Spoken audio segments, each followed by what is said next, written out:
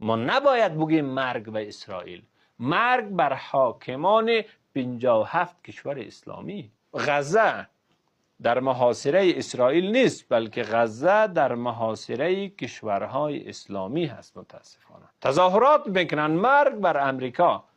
به گفته مهاتیر صدر اعظم فقید مالیزیا، شما مرگ نگوین به امریکا، مرگ نگوین به اسرائیل، فقط نفت خود را قطع بکنین. این طیاره های امریکایی که به اسرائیل کمک میکنه از پایگاه هوایی انجرلی که ترکیه بلند میشه. این ادعاهای واهی که ترکیه میکنه همش دروغ است. میدان هوایی تبوک در سرزمین سعودی، تبوک اونجای مقدسی که رسول الله صلی الله علیه و آله با رومی ها جنگید، امروز میدان هوایی تبوک در خدمت امریکا قرار داره که از اونجا اسرائیل هم تجهیزات میشه و جهان کفر را فرصت میده که بر بالای مسلمان ها حاکمیت بکنن. بزرگترین میدان هوایی یا پایگاه هوایی امریکا در آسیا در قطر است، میدان هوایی العدید که بیشتر از 10,000 نیروی امریکایی و چند صد طیاره در اونجا حضور داره و شب و روز از اونجا عملیات میکنن.